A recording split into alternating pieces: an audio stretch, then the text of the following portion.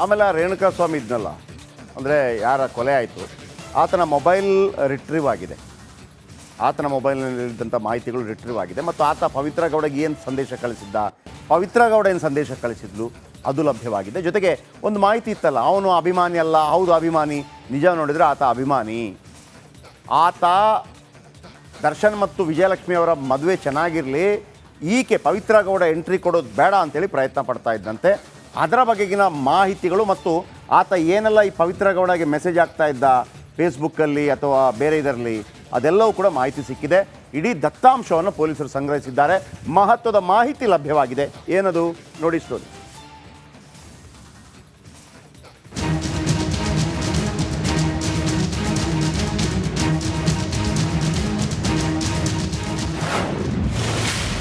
ಪೊಲೀಸರಿಂದ ರೇಣುಕಾ ಸ್ವಾಮಿ mobile retrieve. Pavithra Gowda Renuka ಮಾತುಕತೆ ಸಿಕ್ತು, ಪುರಾವೆ.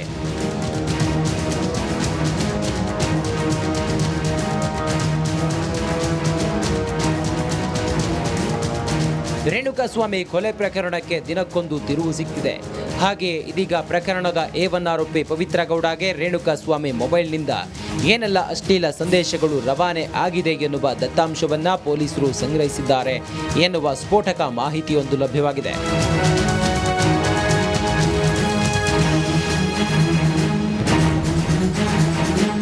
ಪವಿತ್ರ ಗೌಡಗೆ ಅಶ್ಲೀಲ ಸಂದೇಶ ಕಳುಹಿಸಿದ್ದಾರೆ ಎಂಬ ಕಾರಣಕ್ಕೆ ರೇಣುಕಾ ಸ್ವಾಮಿಯ ಭೀಕರ ಹತ್ಯೆಯಾಗಿತ್ತು.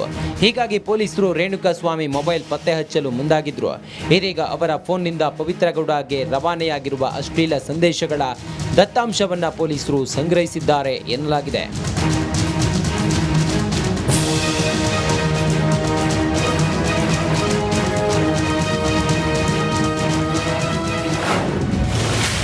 ರೇಣುಕಾ ಸ್ವಾಮಿ ಪತ್ನಿ ಹೆಸರಲ್ಲಿತ್ತು ಒಂದು ಸಿಮ್.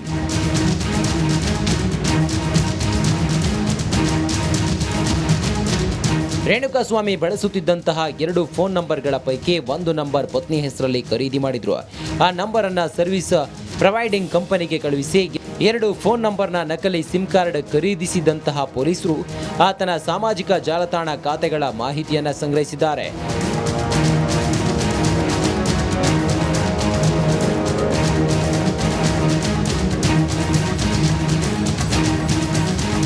ಅಷ್ಟೇ ಅಲ್ಲದೆ ರೇಣುಕಾ ಸ್ವಾಮಿ ಬಳಸುತ್ತಿದ್ದಂತಹ ಸಾಮಾಜಿಕ ಖಾತೆಗಳಿಗೆ ಪ್ರವೇಶಿಸಿರುವಂತಹ ಪೊಲೀಸರು ಸಿಇಎನ್ ಠಾಣೆಯ ತಜ್ಞರ ಸಹಾಯದಿಂದ ಅದರಲ್ಲಿ ಇದ್ದಂತಹ ದತ್ತಾಂಶವನ್ನ ಕಲೆ ಹಾಕಿದ್ದಾರೆ ಎನ್ನುವ ಮಾಹಿತಿ ಲಭ್ಯವಾಗಿದೆ. Bureau report, Republic Kannada, Bengaluru.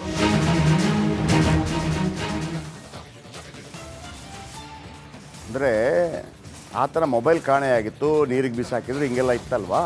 ಆ ನಂಬರ್ ತಗೊಂಡು ಪೊಲೀಸರು ಇದೀಗ ಆ ನಂಬರ್ ಮುಖಾಂತರ ಅವರನ್ನೆಲ್ಲ ಸಹಾಯ ಪಡಿಬೇಕಾಗತ್ತೆ. ನೀವೆಲ್ಲ ಹೋಗಿ ಮಾಡಿದರೆ ಕೊಡಲ್ಲ ಅವರು ಹಂಗೆ.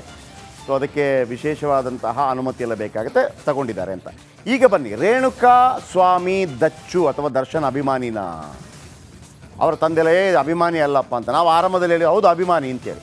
ರೇಣುಕಾ ಸ್ವಾಮಿ ದರ್ಶನ್ ಅಭಿಮಾನಿ ಅನ್ನೋದಕ್ಕೆ ಸಾಕ್ಷಿ ಸಿಕ್ಕಿದೆ. ರೇಣುಕಾ ಸ್ವಾಮಿ ಮನೆಯಲ್ಲಿದ್ದ ಫೋಟೋಗಳನ್ನು ವಶಕ್ಕೆ ಪಡೆಯಲಾಗಿದೆ. ರೇಣುಕಾ ಸ್ವಾಮಿ ಪತ್ನಿ ಅವರ ಸಮ್ಮುಖದಲ್ಲೇ ಆ ಫೋಟೋವನ್ನು ವಶಕ್ಕೆ, ನೋಡಮ್ಮ ಈ ಫೋಟೋ ತಗೋತಾ ಇದ್ದೀವಿ ಅಂತೇಳಿ. ಆಮೇಲೆ ಆತ ಸೋಷಿಯಲ್ ಮೀಡಿಯಾದಲ್ಲಿ ಏನೆಲ್ಲ ಪೋಸ್ಟ್ ಮಾಡ್ತಾ ಇದ್ದ ಎಲ್ಲವನ್ನು ಸಂಗ್ರಹಿಸಿದ್ದಾರೆ. ಅಲ್ಲಿ ನೋಡುವಾಗ ದರ್ಶನ್ ಹಾಗೂ ವಿಜಯಲಕ್ಷ್ಮಿ ಮಧ್ಯೆ ಪವಿತ್ರ ಗೌಡ ಬಂದಿದ್ದು ಇವನಿಗೆ ಬೇಸರ ಆಗಿದೆ. ಏನು ಅಣ್ಣನ ಲೈಫಲ್ಲಿ ಯಾಕೆ ಹಿಂಗೆ ಆಟ ಆಡ್ತಾ ಇದ್ದಾಳೆ ಅವಳು ಅಂತೇಳಿ. ಹೀಗಾಗಿ ಪವಿತ್ರ ಗೌಡಗೆ ಅಶ್ಲೀಲ ಸಂದೇಶ ಕಳಿಸ್ತಾ ಇದ್ದನಂತೆ. ಅದು ಗೊತ್ತಾಗಬೇಕು ಇನ್ನು ಮುಂದೆ. ಇದೇ ಕಾರಣಗಳಿಂದ ಹಲವು ಸಾಕ್ಷ್ಯಗಳ ಸಂಗ್ರಹವಾಗಿದೆ. ಅಂದರೆ ಅಣ್ಣ ಅತ್ತಿಗೆ ನಡುವೆ ನೀನು ಬರಬೇಡ, ನೀನು ಯಾಕೆ ಬರ್ತೀಯಾ, ಏಯ್ ನೀನು ಸರಿ ಇಲ್ಲ ಅನ್ನೋ ರೀತಿಯಲ್ಲಿ ಸಂದೇಶಗಳನ್ನು ಕಳಿಸಿದ್ದ ಅಂತೇಳಿ. ಪರಪ್ಪನ ಅಗ್ರಹಾರದಲ್ಲಿ ಜೈಲಲ್ಲಿರುವ ದರ್ಶನ್ಗೆ ಅಸೌಖ್ಯ ಕಾಡ್ತಾ ಇದೆಯಂತೆ, ಚಳಿ ಜ್ವರ ಜಾಸ್ತಿ ಆಗಿದೆಯಂತೆ. ಆಮೇಲೆ ಇವತ್ತು ಸಾಧು ಕೋಕಿಲ ಅವರು ಕೂಡ ಬಂದಿದ್ದರು ಅವರನ್ನು ಭೇಟಿ ಆಗೋದಕ್ಕೆ. ಅದೆಲ್ಲ ಏನಾಯಿತು ಅದರ ಬಗ್ಗೆ ಒಂದು ರಿಪೋರ್ಟ್ ನಿಮ್ಮ ಮುಂದೆ.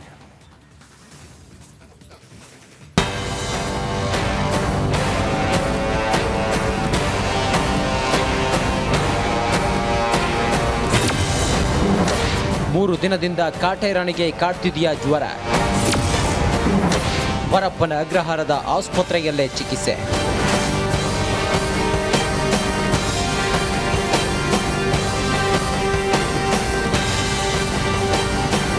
ರೇಣುಕಾಸ್ವಾಮಿ ಹತ್ಯೆ ಕೇಸ್ನಲ್ಲಿ ಡೆವಿಲ್ ಗ್ಯಾಂಗ್ ಜೈಲು ಸೇರಿ ಬರೋಬ್ಬರಿ 1 ತಿಂಗಳು ಕಳೆದಿದೆ.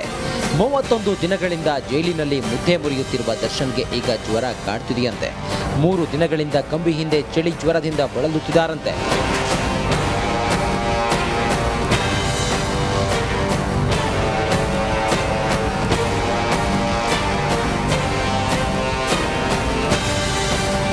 ಹೌದು, ದಾಸನಿಗೆ ಕಳೆದ 3 ದಿನಗಳಿಂದ ಜ್ವರ ಕಾಡುತ್ತಿದ್ದು ಜೈಲಿನ ಆಸ್ಪತ್ರೆಯಲ್ಲೇ ಚಿಕಿತ್ಸೆ ನೀಡಲಾಗ್ತಿದೆಯಂತೆ. ಕೊಲೆ ಸಾರಥಿಗೆ ಚಳಿ ಜ್ವರ. ದರ್ಶನ್ಗೆ ಈ ಬಾರಿ ಏಕಾಏಕಿ ಆರೋಗ್ಯ ಹದಗೆಡಲು ಕಾರಣ ಏನು ಅಂತ ನೋಡೋದಾದ್ರೆ, ರಾಜ್ಯದಲ್ಲಿ ವಾತಾವರಣ ನಿರಂತರವಾಗಿ ಬದಲಾಗ್ತಾ ಇದೆ. ಎಸಿ ರೂಮ್ನಲ್ಲಿ ಇರ್ತಿದ್ದ ದರ್ಶನ್ ತಿಂಗಳಾದರೂ ಜೈಲಿನ ವಾತಾವರಣಕ್ಕೆ ಒಗ್ಗಿಕೊಂಡಿಲ್ಲ.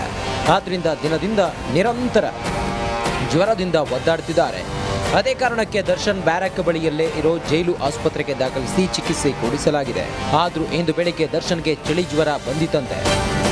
ದರ್ಶನ್ ಭೇಟಿಗೆ ಬಂದಿದ್ದ ಸಾಧು ಕೋಕಿಲಾಗೆ ನಿರಾಸೆಯಾಗಿದೆ. ವಾರಕ್ಕೆ 2 ಬಾರಿ ಮಾತ್ರ ಭೇಟಿಗೆ ಅವಕಾಶವಿರೋದ್ರಿಂದ ಗುರುವಾರ ದರ್ಶನ್ ಪತ್ನಿ ವಿಜಯಲಕ್ಷ್ಮಿ ಜೊತೆ ಭೇಟಿ ಮಾಡ್ತೇನೆ ಎಂದು ಹೇಳಿದ್ರು. ಗುರುವಾರ ಅವ್ರ ಫ್ಯಾಮಿಲಿಯವರೆಲ್ಲ ಬರ್ತಾರೆ, ನಾವು ಒಟ್ಟಿಗೆ ಬರಬೇಕು. ಏನು ಮಾಡೋಕ್ಕಾಗಲ್ಲ. ಈಗ ನಾನು ಮಾಡಿದ್ರೆ ಮಿಕ್ದವ್ರು ಬರೋರು ಯಾರಿಗೂ ಸಿಗೋದಿಲ್ಲ, ಅವಕಾಶ ಸಿಗಲ್ಲ. ಗುರುವಾರ ಇದೇ ಸಮಯಕ್ಕೆ ಮತ್ತೆ ಅದೇ ಅವ್ರ ಕುಟುಂಬ ಜೊತೆ ಹೋಗ್ತೀರಾ ಸರ್? ಹೌದು, ಗುರುವಾರ ಹಂಗಂತಲ್ಲ, ಒಂದು ಯಾರು ಬರ್ತಾರೋ ನೋಡ್ಕೊಂಡು ಅವ್ರ ಜೊತೆ ಬಂದ. ಹೊರಗಡೆ ಐಷಾರಾಮಿ ಜೀವನ ನಡೆಸುತ್ತಿದ್ದ ದರ್ಶನ್ ಇದೀಗ ಜೈಲಿನಲ್ಲಿ ಕಂಬಿ ಎಣಿಸುತ್ತಿದ್ದಾರೆ. ಇದರ ಮಧ್ಯೆ ಅನಾರೋಗ್ಯ ಸಮಸ್ಯೆ ಎದುರಾಗಿದ್ದು ಜೈಲಿನ ಆಸ್ಪತ್ರೆಯಲ್ಲೇ ಸಾಮಾನ್ಯ ಕೈದಿಗಳಂತೆ ಚಿಕಿತ್ಸೆ ನೀಡಲಾಗ್ತಿದೆ. Bureau report, Republic Kannada.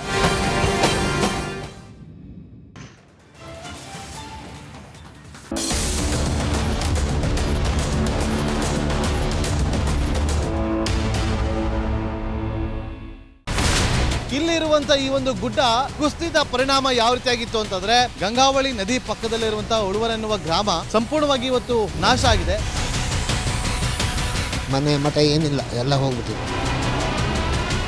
ಇವತ್ತು ರಿಪಬ್ಲಿಕ್ ಕನ್ನಡ ಮಾಡಿದಂತಹ ಒಂದು ವರದಿಯಿಂದಾಗಿ ಎಚ್ಚೆತ್ತುಕೊಳ್ಳುವಂತ ಕೆಲಸ ಸರ್ಕಾರ ಮಾಡಿದೆ, ಸಚಿವರು ಕೂಡ ಮಾಡಿದ್ದಾರೆ. 2 ಗಂಟೆಗೆ ಸುದ್ದಿ ಮೂಡಿಸಿದ್ದು 6 ಗಂಟೆಗೆ ಎಲ್ಲ ಸಚಿವರು ಮಿನಿಸ್ಟರ್ ಎಲ್ಲ ಬಂದು ಇಲ್ಲಿ ನೋಡೋಗಿದ್ದಾರೆ. ಎಲ್ಲಾ ಜನರಿಗೂ 1,20,000 ಮತ್ತೆ ಅವರಿಗೆ ಮನೆಗೆ 5 ಲಕ್ಷ. ಈ ಸುದ್ದಿಯನ್ನ ಎಲ್ಲ ಒಂದು ಅಧಿಕಾರಿಗಳಿಗೆ ಮೂಡಿಸಿದ್ದಕ್ಕಾಗಿ ರಿಪಬ್ಲಿಕ್ ಕನ್ನಡ ಟಿವಿಗೆ ಧನ್ಯವಾದ ಹೇಳಿ ಇಷ್ಟಪಡ್ತೇವೆ. ಮನೆನೂ ಕೊಡ್ತೇವೆ, ಮಕ್ಕಳ ಶಿಕ್ಷಣಕ್ಕೆ ತೊಂದರೆ ಆಗದೆ ಇದ್ದಂಗೆ ಹೆಲ್ಪ್ ಮಾಡ್ತೇವೆ. 1,20,000 ಮನೆ ಯಾರ್ದ್ರ ಡ್ಯಾಮೇಜ್ ಆಗಿದೆ ಅದನ್ನ ಕೊಡ್ತೀವಿ ಅಂತ ಒಪ್ಕೊಂಡಿದ್ದಾರೆ. ನಮ್ಮ ಕಷ್ಟಕ್ಕೆ ನೀವು ರಿಪಬ್ಲಿಕ್ ಕನ್ನಡದವರಾದಂತ ನೀವು ನೆರವಾಗಿರ್ತ ನಾವು ನಂಬಿದ್ದೇವೆ. ಅವರಿಗೆ ಸೂರನ್ನ ಕಲ್ಪಿಸಿಕೊಡೋವರೆಗೂ ಕೂಡ ರಿಪಬ್ಲಿಕ್ ಕನ್ನಡ ಅವರಿಗೆ ಧ್ವನಿಯಾಗಿ ನಿಲ್ಲುವಂತ ಕೆಲಸವನ್ನ ಮಾಡುತ್ತೆ.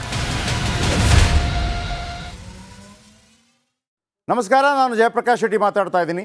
ರಿಪಬ್ಲಿಕ್ ಕನ್ನಡದ ಈ ವಿಡಿಯೋವನ್ನು ಶೇರ್ ಮಾಡಿ ಮತ್ತು ನಮ್ಮ ಚಾನಲನ್ನು ಸಬ್ಸ್ಕ್ರೈಬ್ ಮಾಡಿ.